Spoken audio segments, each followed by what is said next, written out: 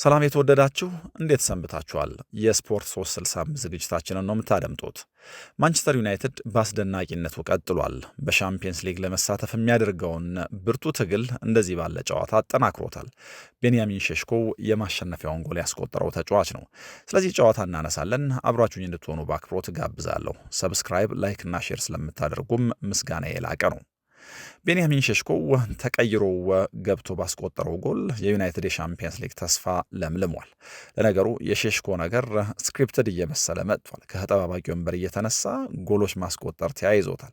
ስለዚህ ከተጠባባቂ ወንበር ሲነሳ የዩናይትድ ደጋፊዎችም በብርቱ ከዚህ ተጫዋች ይጠብቃሉ። ለአሰልጣኙ ግን የሆነ አይነት መልእክት ያስተላለፈም ይመስላል። ለነገሩ አሰልጣኙም ቢሆን ለቀጣሪዎቹ ልክ እንደ ሼሽኮ ሁሉ መልእክት ያስተላለፈ ነው የሚመስለው። ምክንያቱም ካለፉት 6 ጨዋታዎቹ በ5ቱ አሸንፏልና ስራውን በቋሚነት እንዲሰጡት ሊያስገድድ እንደሚችል ምንም ጥርጥር የለውም። ዩናይትድ ከኤቨርተን ጋር ሲጫወት ሪከርዱ በጣም ጥሩ ነው፣ ግን ደግሞ ወደ አዲሱ ሂል ዲኪንሰን ስቴዲየም መጥቶ አያውቅም፣ ወይ ደግሞ በዚህ ስቴዲየም ሲጫወት ለመጀመሪያ ጊዜ ነው። ከሜዳ ውጭ ግን ዩናይትድ በጣም መጥፎ በነበረባቸው ጊዜያቶች እንኳ ከኤቨርተን ጋር ያለው ሪከርድ በጣም የሚያስገርም ነው።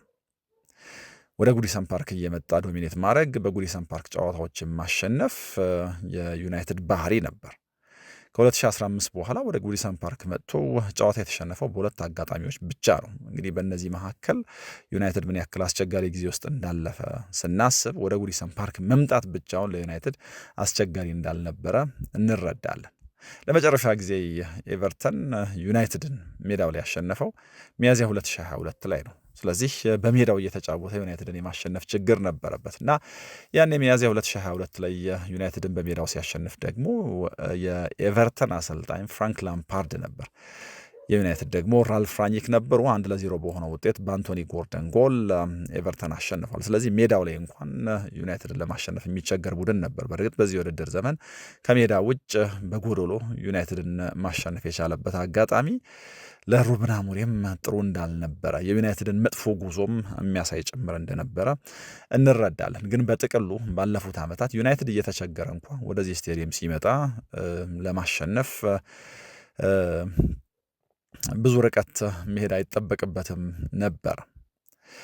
በአዲሱ ስቴዲየሙ ደግሞ ኤቨርተን በጣም እየተቸገረ ጨዋታዎችን ለማሸነፍ እያቃተው በብዙ አጋጣሚዎች አይተናል። በዚህም ጨዋታ እንግዲህ ያየነው ይሄንን ነው እና አዲሱን ስቴዲየሙን መላመድ አልቻለም።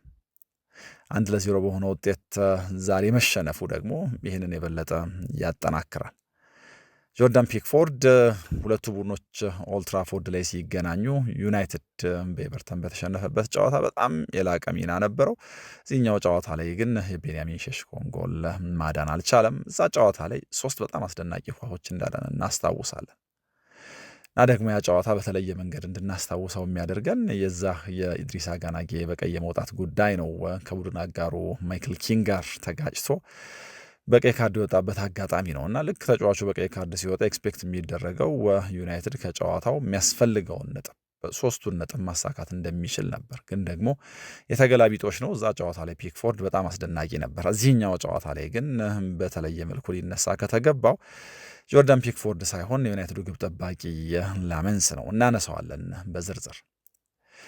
ኤቨርተንን በተመለከተ ግን በጥቅሉ እዚህ ስቴዲየም ላይ የሚያደርጋቸውን ጨዋታዎች ያለማሸነፍ ጉዳይ ልክ እንደ ቶትናም ሁሉ ለደጋፊው የፍራስትሬሽን ምንጭ ነው። የመጀመሪያውን ዙር ጨዋታ ዩናይትድን ሲያሸንፍ ደጋፊው ሁለተኛውን ሜዳው ላይ እንዲያሸንፍ ኤክስፔክት ያደርግበታል። ግን ደግሞ ከኤቨርተን ወቅታዊ አቋም አንጻር፣ ከኤቨርተን የሜዳ ላይ ችግር አንጻር ይህንን ማሳካት በፍጹም የሚቻል አይደለም።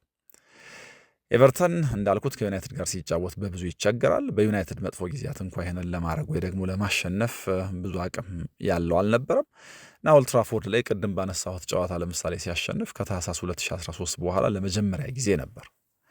ያኔ የዴቪድ ሞየስ ቡድን ነበር ወደ ኦልትራፎርድ መጥቶ በብሪያን ኦቬዶ ጎል ዩናይትድን ማሸነፍ የቻለው እና ከዛ በኋላ ወደ ኦልትራፎርድ መጥቶ ጨዋታ አሸንፎ አያውቅም ነበር። ይሄንን ቀይሮታል። ሜዳው ላይ ያለውን ነገር ግን በፍጹም መቀየር አልቻለም። ዩናይትድ ግን በተቃራኒው በጣም በአስደናቂ ግስጋሴው ቀጥሏልና ምናልባት በዚህኛው የካሌንደር ዓመት በአዲሱ የካሌንደር ዓመት ያልተሸነፈ ብቸኛው ቡድን አድርጎታልና በእነዚህ አጋጣሚዎች በእነዚህ ጨዋታዎች የማይክል ካሪክ ቡድን እንዴት ያለ አስደናቂ ግስጋሴ እያደረገ እንዳለ መረዳት እንችላለን። ስለዚህ ከጨዋታው በፊት እንደ ኤቨርተን ደጋፊዎች የሆነ አይነት ዩናይትድ ላይ ደብል የመስራት እንኳን ፍላጎት ቢኖራቸው የማይክል ካሪክ ቡድን እንቅስቃሴ የማይክል ካሪክ ቡድን ሰሞነኛው መነቃቃት እንቅፋት ከመሆኑ በላይ የሜዳ ላይ ችግራቸው የሜዳ ላይ ለማሸነፍ ጉዟቸው አሳሳቢ ሊሆን እንደሚችል እርግጥ ነበር። ሁለቱም ቡድኖች ወደዚህ ጨዋታ ከመምጣታቸው በፊት በጣም ረዣዥም በሚባል የረፍት ጊዜ ነበራቸው። እንግዲህ ከፌብሩዋሪ 10 በኋላ የመጀመሪያ ጨዋታቸው ነው። ስለዚህ 13ኛ ቀናቸው ላይ ነው ጨዋታ ያደረጉት ማለት ነው። ዩናይትድ ከዌስትሃም ጋር አቻ የወጣበት፣ ኤቨርተን ደግሞ በበርንመዝ የተሸነፉበት ጨዋታ ነው የመጨረሻቸው የነበረው እና በጣም ረዥም ረፍት ነው። እንግዲህ ዩናይትድ በአውሮፓ መድረክ ተሳትፎ ባለማድረጉ ምክንያት እንደዚህ ያለ ረዥም ረፍት እንዲያደርግ ተገዷል እና ከረዥም ረፍቱ በኋላ ያደረገውን ጨዋታ ግን ወደ ሂል ዲኪንሰን ስቴዲየም መጥቶ አሸንፏል። ጨዋታው በጣም ብዙ ችግሮች የነበሩት ነው ወይ ደግሞ ብዙ ፈጠራ ያልነበረው ነው እና የሆነ አይነት ለውጥ ሲፈልግ ጨዋታው ካሪክ ከተጠባባቂ ወንበር ቤንያሚን ሼሽኮን አስነሳ እና የካሪክ ቅያሪ እዚህ ጨዋታ ላይ ፍሬ አፈራ። የኤቨርተን አፕሮች ለዩናይትድ እንደተለመደው ከጀርባ ሩጫዎች ለማድረግ የሚፈቅድ አልነበረምና የቤንያሚን ሼሽኮ ቅያሬ በጣም አስፈላጊ ነበር እና ዩናይትድ የክሬቲቪቲ ችግር እዚህ ጨዋታ ላይ በሚገባ ታይቶበታል። ነገሩ ዩናይትድ ብቻ ሳይሆን ኤቨርተንም ማለት ነው። ሁለቱም ቡድኖች የተሻለ ተከላክለዋል ማለት ይቻላል፣ ግን ደግሞ ከማጥቃት ጋር ውስንነት ነበረባቸው፣ ምንም ጥርጥር የለውም። የሼሽኮ መግባት ግን እንዳልኩት በጣም በብዙ መንገድ ዩናይትድን ቀይሮታል። የዩናይትድንም ፈጠራ ማሻሻል በመጠኑ ችሏል ወይ ደግሞ ለዛ ጎል መቆጠሪያው ትልቅ አስተዋጽኦ ስላበረከተና ጎሉን ስላስቆጠረ ለመልሶ ማጥቃት አጋጣሚውም በጣም ወሳኝ ስለነበረ የተጫዋቹን ቅያሬ በጣም በተለየ መንገድ ማንሳት ያስፈልጋል። የሁለቱም ቡድኖች መከላከል ግን ማጥቃታቸውን በብዙ መንገድ ሰውቶት ነበር። አሳማኝ የሆነ የማጥቃት እንቅስቃሴ በሁለቱም ቡድኖች በኩል አልተመለከትንም ነበር እና ማን ሊያስቆጥር ይችላል የሚለው ጥያቄ አስቀድሞ ጨዋታው መልስ አልነበረውም። ምክንያቱም የክሬቲቪቲ ችግር በሁለቱም በኩል ስለነበረ ሁለቱም ቡድኖች በጣም በቶሎ ኳስ መልሰው ያሸንፋሉ። ከኳስ ጋር ረዥም ቆይታ ማድረግ ብዙ አልቻሉም ነበረ። በጣም ብዙ ተርኖቨሮች የነበሩት ጨዋታ ነው። የፈጠራ ችግር የነበረው ጨዋታ ነው። ምናልባት በዩናይትድ በኩል ከዚህ ፈጠራ ጋር ያው የዩናይትድን ፈጠራ በብሩኖ ፈርናንዴዝ አማካኝነት ብቻ ሳይሆን በአጠቃላይ ከኋላ ቡድኑ የሚጫወትበትን መንገድ ከመምራት አንጻር ትልቅ አስተዋጽኦ የነበረው ተከላካያቸው ማርቲኔዝ ያለመኖሩ የሆነ አይነት ክፍተት እንደፈጠረ ማሰብ ይቻላል። እዚህ ጨዋታ ላይ የቀድሞ የኤቨርተን አሰልጣኝ ሮበርቶ ማርቲኔዝ ተመልክተናቸዋል። በነገራችን ላይ የኤቨርተን የኤቨርተን አሰልጣኝ ሆነው ዩናይትድን በገጠሙበትና ዩናይትድን ባሸነፉበት የ2013 አጋጣሚ የዴቪድ ሞየስን ስንብት አፋጥነዋል እና በጣም የተለየ ግጥምጥሞሽ ነበረ። ለማንኛውም ወደ ዋናው ጉዳይ ልመልሳችሁና ሼሽኮ ከዚህ ጨዋታ በፊት ከ5 ጨዋታዎች 4 ጎል ስለነበረው የዌስትሃሙን ድራማቲክ ጎል ጨምሮ ካሪክ ከተጠባባቂ ወንበር ሲያስነሳው መግቢያ ላይ እንዳልኳቸው የሆነ አይነት መጠበቅ ነበር። ግን ከጨዋታው መታፈን ከጨዋታው ፈጠራ ማጣት አንጻር የሆኑ ጥያቄዎች ነበሩት። ሼሽኮ እንኳ ተቀይሮ ቢገባ እንደዚህ ባለ ጨዋታ ምን ሊፈጥር ይችላል የሚል ግን ደግሞ ስሎቬኒያዊ ወጣት ይህንን በሚገባ ማድረግ ችሏል። ለካሪክ ለቀጣሪዎቹ በአጠቃላይ ለዩናይትድ መልማዮችም ጭምር ግን በጣም ትልቅ ትርጉም ያለው ነበር ይሄ ጎል። ከማሸነፊያነት ጎሉ ባለፈ 3 የክረምት ፈራሚዎቻቸው ተጣምረው ያስቆጠሩት ጎል ነው። ኩንሃ፣ ምቦሞና ሼሽኮ።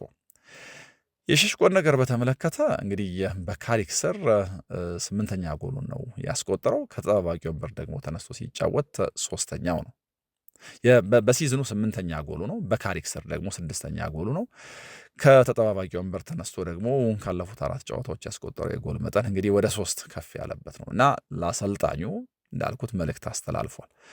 ሱፐር ሰብ ሆኗል። ልክ ነው። ከተጠባባቂ ወንበር እየተነሳ ጨዋታ የሚቀይር አይነት ግን አሰልጣኙ ከጅምሩ እንዲጠቀመው የሚያስገድድ አይነት ነገር ነው እያሳየ ያለው። ከፉልሃም ጋር እንደዚሁ መጨረሻው ሰዓት ጎል አስቆጠረ። ከዛ ከዌስትሃም ጋር ልክ ይህንኑ ነገር ደገመው። በድጋሚ ይህንን ሲያደርገው አሰልጣኙ እንዲያስብበት መሆኑ ምንም ጥርጥር የለውም እና በጣም ጥሩ እየተወጣጣ ነው ደረጃውን እና በዚህ አጭር ጊዜ ውስጥ ከኔ ጋር በሰራበት ጊዜ ያየሁበት ለውጥ የሚያስገርም ነው በሚል ማይክል ካሪክ ተጫዋቹን በተመለከተ ያለውን ሀሳብ ገልጿል። ገና 22 ዓመቱ ነው። ዩናይትድ ፖቴንሻሉን አይቶ ነው የገዛው። ከዚህ በላይ ስኬታማ ሊሆን ከዚህ በላይ ውጤታማ ሆኖ ሊታይ የሚችልበት እድል አለ። ተጫዋቹን ቀይሮ ማስገባትና አማድ ዲያሎን ማስወጣት የዚህ ጨዋታ በጣም ወሳኝ የጥፋት ነጥብ ነበር ብሎ መናገር ይቻላል። ምክንያቱም ምቦሞን ወደ ቀኝ የመውሰድ ላይኑን ደግሞ ሸሽኮ እንዲመራ የማድረግ አይነት ስለነበረ ውሳኔው ማለት ነውና ከዚህ ቀደም በነበሩት ጨዋታዎች ዛሬ ከነበረው ጨዋታ ያነሰ ጨዋታውን ኢምፓክት የማረያ ጊዜ ነበር የነበረው። ምክንያቱም የዌስትሃሙ ጨዋታ ቀን ለ21 ደቂቃዎች ነው የቆየው። እዚህ ጨዋታ ላይ 32 ደቂቃ ቆይቷልና በተሻለ መጠን ራሱን ለማሳየት እድል አግኝቷል። ለነገሩ ተጽዕኖ ለመፍጠር በጣም ብዙ ሜዳ ውስጥ መቆየት አላስፈለገውም።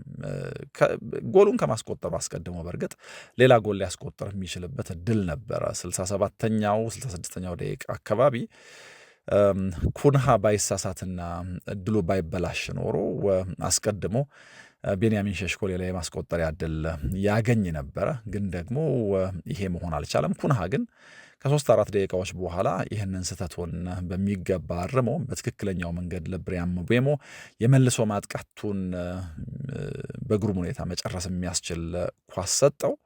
ከዛ ደግሞ ምቤሞ ለኩንሃ ኳሱን አቀበለና ኩንሃ በአንድ ተች ጎሉን ማስቆጠር ቻለ ማለት ነው እና ይሄ የዩናይትድ ደጋፊዎች ሊያዩት የሚመኙት አይነት ወይ ደግሞ ቡድኖች ከአጥቂዎቻቸው ሊያዩት የሚመኙት አይነት የአንድ ተች ጎል ነው፣ የአንድ ተች ፊኒሽ ነው እና በግሩም ሁኔታ ጎሉን አስቆጥሯል እና ለካሪክ በዚህ ምክንያት እንዳልነው መልእክት አስተላልፏል እና ተጫዋቹን በቋሚነት ከዚህ በኋላ ይጠቀመዋል ወይስ ደግሞ እንደዚሁ አየለም ከተጠባባቂ ወንበር እያስነሳው ስለማጫውተው ነው በዚህ ልክ ተጽዕኖ እየፈጠረ ያለው የሚለው ሀሳብ ይጎላል እናያለን። ግን ደግሞ ከፐርፎርማንስ አንጻር ተጫዋቾች እንደዚህ ባለ መንገድ ሲጫወቱ ጎሎች ሲያስቆጥሩ ያው ለአሰልጣኞቻቸው በግልጽ ያስተላልፉታል የሚባለው መልእክት ከጅምሩ ቢጠቀማቸው የተሻለ እንደሆነ ነው ወይ ደግሞ እንደዚህ ያለው ፐርፎርማንስ ጨዋታ እንዲጀምሩ ምክንያት እንደሚሆን ነው የምናውቀው።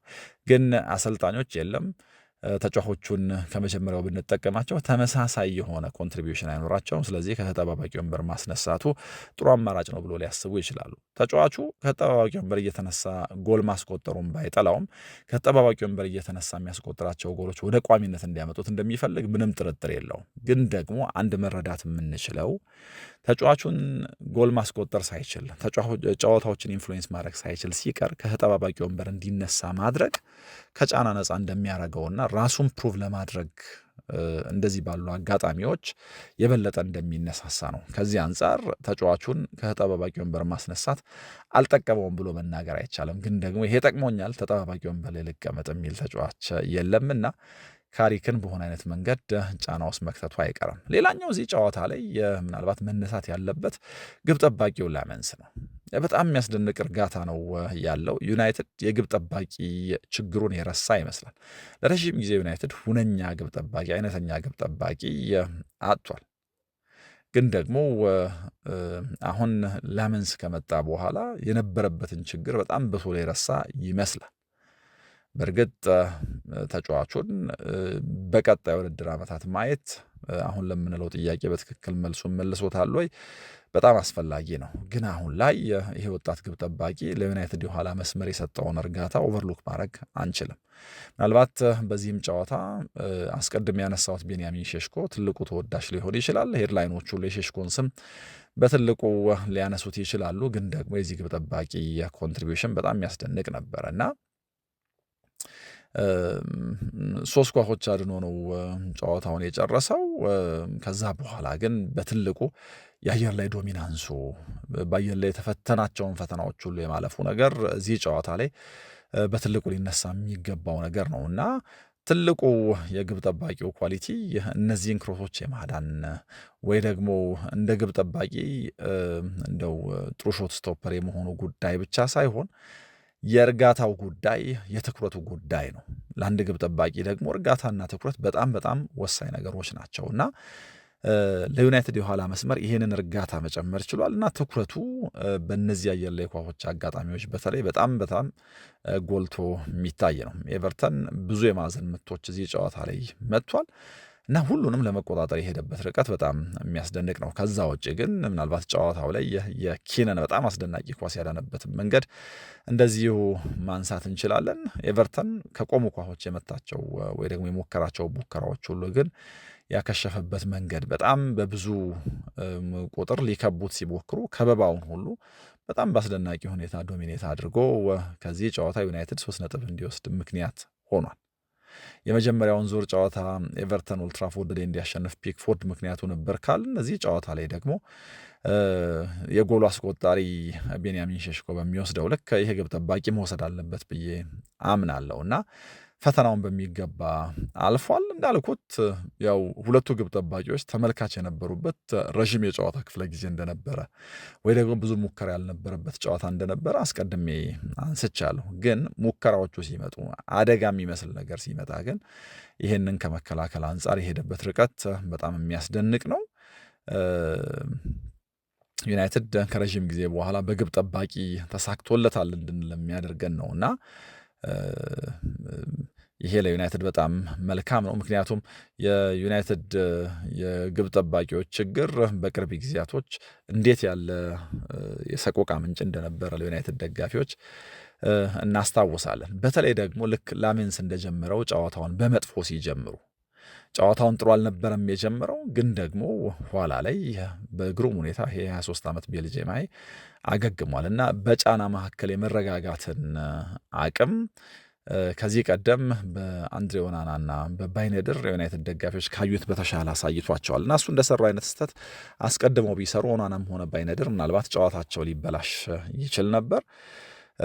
ግን ደግሞ ከዚህ የተለየ የአእምሮ ጥንካሬ ከነዚህ ተጫዋቾች የተለየ ብርታት አሳይቷል። ኋላ ላይ የታሪክ ጆርጅንም ኳስ ልክ እንደዚሁ የመከተበት መንገድ ሳይረሳ ማለት ነው እና በጣም በጣም የሚያስደንቅ ትኩረት ነበረው። በጣም የሚያስደንቅ እርጋታ ነበረው እና ግብ ጠባቂዎች ስዊችድ ኦፍ ሊሆኑ አይገባም። ከጨዋታው ለአንድም ሰከንድ እንደው ትኩረታቸውን ሊያርቁ አይገባምና ይሄ እዚህ ግብ ጠባቂ ላይ ታይቷል። ከፈጠራ ጋር ግን ተያይዞ ጨዋታው ችግር ነበረው ካልን ሁለቱንም ቡድኖች በተለየ መንገድ ልናነሳ እንችላለን። እንግዲህ ዩናይትድ በጣም ጥሩ ፈጣሪ ተጫዋች እንዳለው እናውቃለን፣ ብሩኖ ፈርናንዴስ። ግን ደግሞ ብሩኖ ፈርናንዴዝ ኳሱን በያዘባቸው አጋጣሚዎች ሁሉ የኤቨርተን የመከላከል አወቃቀር ለዩናይትድ ተጫዋቾች አማራጭ የሚሰጥ አይደለም እና ለብሩኖ ፈርናንዴዝ የዩናይትድ ተጫዋቾች ሁኔታ ግራ የሚያጋባ ወይ ደግሞ የሚያበሳጭ ነበር።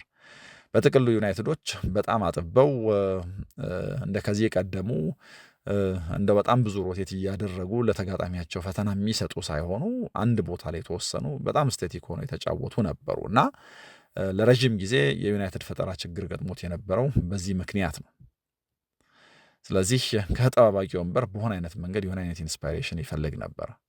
ከዛ ደግሞ ቅድም እንዳልኩት የሊሳንድሮ ማርቲኔዝ አለመኖር በዚህ ጨዋታ ለዩናይትድ በጣም መጥፎ የሚባል ነበር። ምክንያቱም ፕሬስ ሬዚስተንት ነው እና ለዩናይትድ የቦል ፕሮግሬሽን ከኋላ ኳሱን ይዞ ለመውጣት እና ደግሞ ተሻጋሪ ኳሶችንም ለማድረግ የዚህ ተጫዋች ፕሬዘንስ ያስፈልጋል። ስለዚህ ለዩናይትድ ፈጠራ በብሩኖ ፈርናንዴስ ልክ እንኳን ባይሆን በጥቅሉ ግን ለቦል ፕሮግሬሽኑ ወደፊት ለመሄዱ ትልቅ አስተዋጽኦ ያበረክታልና ተጫዋቹን ማጣታቸው እዚህ ጨዋታ ላይ በተወሰነ መልኩ የፈጠረው ነገር አለ። ሌላ ግን ምንም እንኳ ኩንሃ ጥሩ ተጫዋች ቢሆንም ዶርጉ ካሪክ ከመጣ በኋላ እስኪጎዳ ድረስ ባሳየው እንቅስቃሴ ከለካ ነው የዩናይትድ የግራ መስመር ይህንን ተጫዋች በማጣት በእጅጉ ፈጠራው ቀንሷል ብሎ መናገር ይቻላል። በተለይ ደግሞ የኩንሃ ጨዋታ ያው ለቡድን አጋሮቹ እየሰበረ ገብቶ የሚቀርብ ስለሆነ የተጨናነቀ ቦታ ላይ ከቡድን አጋሮቹ ጋር ተጠጋግቶ እንዲቆም ያስገድደዋል እና በዚህ ምክንያት ተጋጣሚውን ለመዘርዘር ተጋጣሚውን ለማስከፈት ብዙ እድል ዩናይትድ አያገኝም እና ዶርጉን በመጠኑ ከመጀመሪያ የካሪክ የተወሰኑ ጨዋታዎች ፐርፎርማንስ አንጻር ቡድኑ ሚስ ያደረገው ይመስላል። በዚህ ምክንያት የዩናይትድ ፈጠራ ትንሽ ችግር ገጥሞት ነበር። እንዳልኩት ደግሞ ኤቨርተንም ጨዋታውን ያደረገበት ወይ ደግሞ የመረጠ የጨዋታ ቅንቅድ ለዩናይትድ ትንሽ ከባድ ነበር። ግን ደግሞ መጨረሻ ላይ የዋናው ነገር ማሸነፍ ነውና ለካሪክ ቡድን መሻሻል፣ ለካሪክ ቡድን ሰሞንኛው ግስጋሴ በጣም ትልቅ ዋጋ ያለው ድል አሳክተዋል እና ደግሞ ድሉን ያሳኩበት መንገድ አይነተኛ የዩናይትድ መገለጫ መሆኑ ሌላኛው ካሪክን የሚያስወድሰው ነገር ነው። ዩናይትድ በካውንተር አታክ ጎል የማስቆጠሩ ነገር በደጋፊዎቹ በእጅጉ የሚወደድ ነው እና የድሮ ዩናይትድ ይሄ ነው ትሬድማርኩ፣ እንደዚህ ባለ መንገድ ጎሎች ማስቆጠር ነው እና ካሪክ የዩናይትድ ማንነት እየመለሰው ነው የሚለውን ሀሳብ በደንብ ያጠናክረዋል እና ያው ከካሪክ በፊት ዩናይትዶች የራቃቸው አጥብቀው የሚመኙት አይነት ነበር። እንደውም ከጨዋታው በኋላ አንድ ጸሐፊ ሮናልዶ ካርሎስ ቴቬዥ እና ማቴዎስ ኩናን የሚያስታውስ ሮናልዶ ሩኒና ቴቬዥን የሚያስታውስ ነው ብሎታል።